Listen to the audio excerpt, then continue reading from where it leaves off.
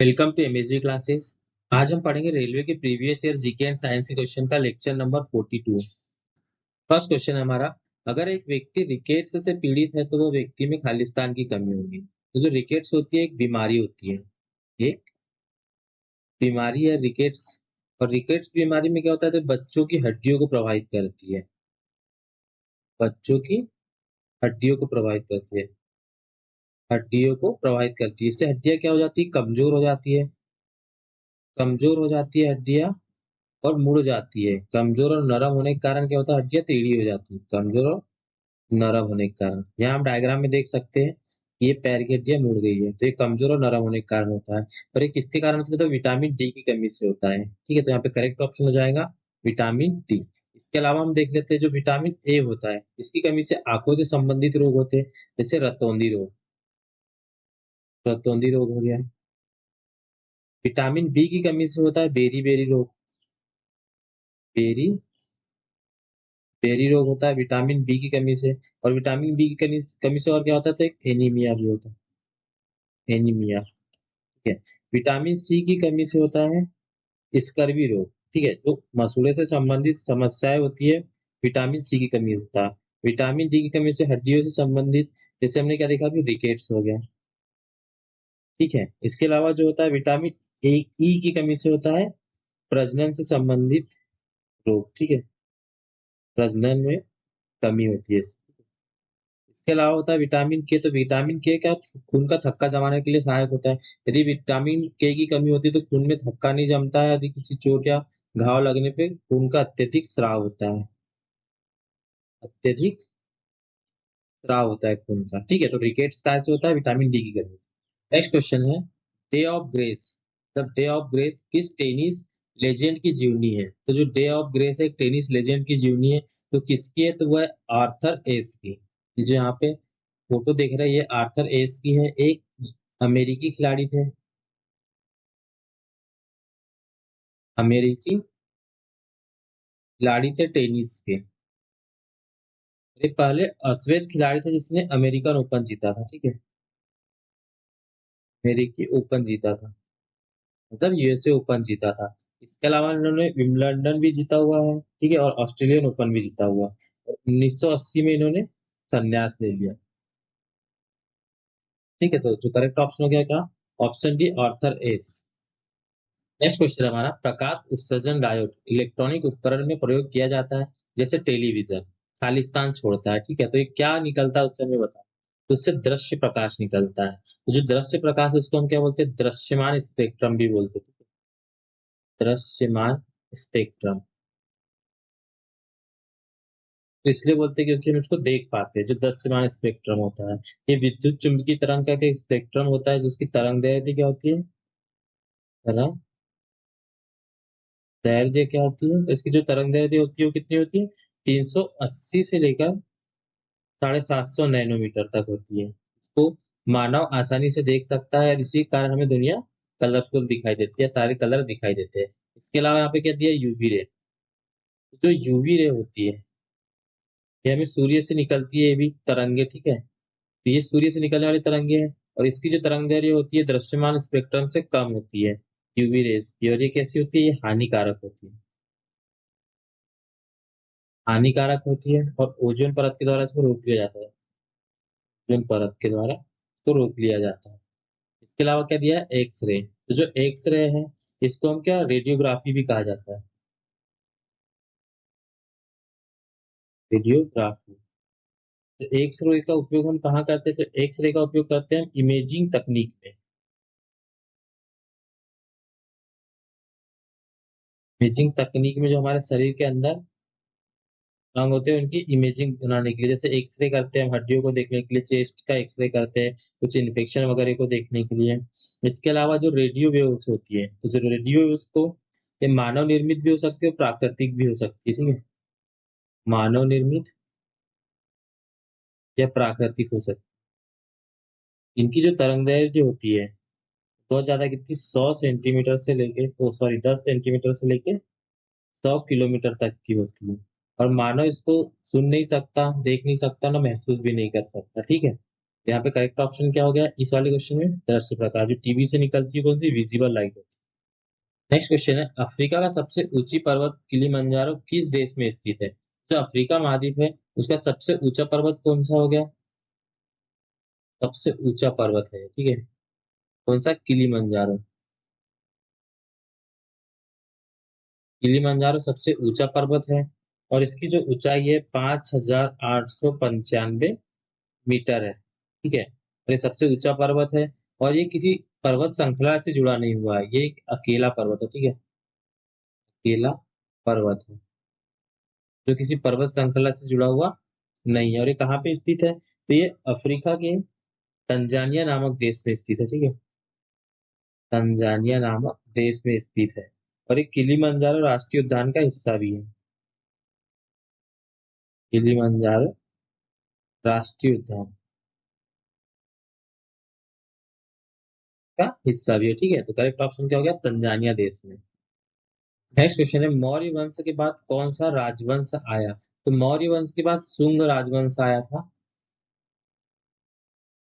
शुंग राजवंश। जो मौर्य वंश था, तो जो मौर्य वंश का जो लास्ट शासक था, तो मौर्य वंश का लास्ट शासक कौन था? जिसके सम्राट थे वो क्या थे? बृहद्रथ थे, ठीक है, बृहद्रथ थे। और उनके सेनापति थे कौन? सेनापति थे पुष्यमित्र शुंग, पुष्यमित्र शुंग। तो ये जो पुष्यमित्र शुंग थे इनके द्वारा इनकी हत्या कर दी गई और फिर किसकी स्थापना की? शुंग वंश की स्थापना की गई, शुंग की। तो इसके संस्थापक कौन हो गए शुंग के? पुष्यमित्र शुंग हो गए, ठीक है। तो करेक्ट ऑप्शन हो गया मौर्य वंश के बाद कौन सा आया था? शुंग। नेक्स्ट क्वेश्चन है, निम्नलिखित में से कौन सा विकल्प जीवाश्म ईंधन या फॉसिल फ्यूल नहीं है? बताना है हमको। तो जो फॉसिल फ्यूल होता है क्या होता है? जो जीवाश्म ईंधन होते हैं, जीवाश्म ईंधन, ठीक है। तो जीवाश्म ईंधन कैसे बनते हैं? तो जो कोयला हो गया, तेल हो गया, प्राकृतिक गैसें हो गई, ठीक है, कोयला, तेल, प्राकृतिक गैस, कैसे सब ये सब जीवाश्म ईंधन होते हैं। और जीवाश्म ईंधन कैसे बनते हैं? तो लाखों वर्ष तक जो पुराने पेड़ पौधे या जीवाश्म होता है वो धरती के नीचे दबे रहता है, उसके कारण बनता है जीवाश्म ईंधन बनता है, ठीक है। और ये ऊर्जा का कैसा स्रोत है? तो गैर नवीकरणीय स्रोत है, गैर नवीकरणीय स्रोत। मतलब ये धीरे धीरे करके कैसे हो जाएंगे? विलुप्त हो जाएंगे या खत्म हो जाएंगे बहुत सालों बाद। तो हमसे पूछा गया कि कौन सा नहीं है? तो जो इलेक्ट्रिसिटी है, बिजली है, जो ये ऊर्जा का जीवाश्म ईंधन नहीं है, ठीक है, ये एक जीवाश्म ईंधन नहीं। नेक्स्ट क्वेश्चन है, सिपाही बगावत कहाँ शुरू हुई थी? तो सिपाही बगावत है, ये एक्चुअल में एक स्वतंत्रता संग्राम था जो कि 1857 में हुआ था, 1857 में स्वतंत्रता संग्राम था, ठीक है।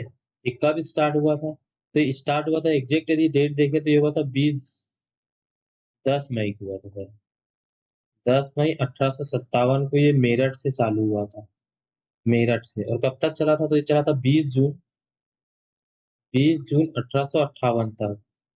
कहाँ समाप्त हुआ था? ग्वालियर में, ग्वालियर में समाप्त हुआ था। इसमें क्या हुआ था कि जो मंगल पांडे थे, मंगल पांडे, इन्होंने क्या किया था? बैरकपुर में एक अंग्रेजी अधिकारी की हत्या कर दी थी, बैरकपुर में एक अंग्रेज की हत्या कर दी थी, अंग्रेज अधिकारी,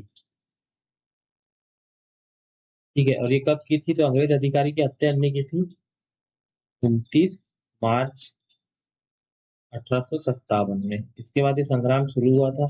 और इनके साथ में और कौन कौन थे जिनने इनका साथ दिया था? इनमें साथ दिया था तो जो इसमें थे, नाना साहब थे,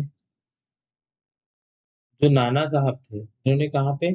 कानपुर में विद्रोह किया था, कानपुर में। इसके अलावा तात्या टोपे थे, तात्या टोपे के विद्रोह में। और कौन थे? रानी लक्ष्मीबाई थी, रानी लक्ष्मीबाई, जो कि झांसी की रानी थी, झांसी की रानी। इनके अलावा देखे तो बहादुर शाह जफर भी थे, बहादुर शाह जफर,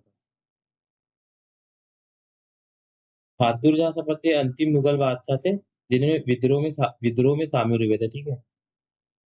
अंतिम मुगल बादशाह। यहाँ पे करेक्ट ऑप्शन क्या हो गया, कहाँ से स्टार्ट हुआ था? तो स्टार्ट हुआ था मेरठ से। नेक्स्ट क्वेश्चन है, सबसे उष्म ग्रह कौन सा है, मतलब सबसे गर्म ग्रह कौन सा है हमारे सौर मंडल का, वो बताना। तो जो हमारे सौर मंडल का सबसे गर्म ग्रह है सौर मंडल का, वो कौन सा है? तो वो है विनस है या शुक्र है। ये सूर्य के बाद दूसरे नंबर पे, पहले बुध है, उसके बाद में क्या है, शुक्र है। लेकिन शुक्र ज्यादा गर्म है, इसका कारण क्या है? क्योंकि इसमें एक घना वायुमंडल है। इसका जो वायुमंडल है घना है, और उसमें क्या है, उसमें CO2 gas, carbon dioxide gas है। तो उसके कारण क्या होता है कि इसमें ग्रीन हाउस प्रभाव ज्यादा होता है, ग्रीन हाउस प्रभाव, जिसके कारण ये हमारे सौर सिस्टम का सबसे गर्म ग्रह हो जाता है। और इसका जो तापमान है वो 465 डिग्री सेल्सियस के लगभग होता है, ठीक है। नेक्स्ट क्वेश्चन है, दिल्ली सल्तनत की एकमात्र महिला शासक कौन थी? जो दिल्ली सल्तनत थी उसकी एकमात्र महिला शासक कौन थी? रजिया सुल्तान। रजिया सुल्तान। इनने शासन कब तक किया था? तो इनने शासन किया था 1236 से लेकर 1240 तक दिल्ली में शासन किया था। और इनके पिता जो थे शमसुद्दीन इल्तुतमिश थे, ये जो पिता थे शमसुद्दीन इल्तुतमिश थे। इनने काबिलियत के आधार पर रजिया सुल्तान को क्या बनाया था? शासक बनाया था। लेकिन वहां लोगों को पसंद नहीं आया, जो दरबार में लोग थे उनको, तो 1240 में इनकी हत्या करा दी गई थी, ठीक है। तो करेक्ट ऑप्शन हो गया यहाँ पे रजिया सुल्तान। नेक्स्ट क्वेश्चन है, किसकी कप्तानी के तहत ऑस्ट्रेलिया क्रिकेट टीम ने 1987 का विश्व कप जीता था? तो जो 1987 का विश्व कप था वो ऑस्ट्रेलिया ने जीता था एलन बॉर्डर की कप्तानी में। यहाँ पे जो फोटो एलन बॉर्डर का है, और ये ऑस्ट्रेलिया का पहला वर्ल्ड कप था, ठीक है। ऑस्ट्रेलिया का फर्स्ट वर्ल्ड कप था। और टोटल कितने ऑस्ट्रेलिया कितने जीत गया? तो 6 विन हो गया वर्ल्ड कप ऑस्ट्रेलिया अभी तक। इसके अलावा जी हम देखें हमारे भारत की बात करें, तो भारत ने अपना पहला वर्ल्ड कप कब जीता था? 1983 में जीता था। किसकी कप्तानी में? तो यहाँ पे थे कपिल देव, ठीक है। उसके बाद अगला कप जीता था, तो उसके बाद अगला जीता था 2011 में, और किसकी कप्तानी में? तो MS धोनी, महेंद्र सिंह धोनी की कप्तानी में, ठीक है। तो यहाँ पे करेक्ट ऑप्शन हो गया ऑप्शन बी,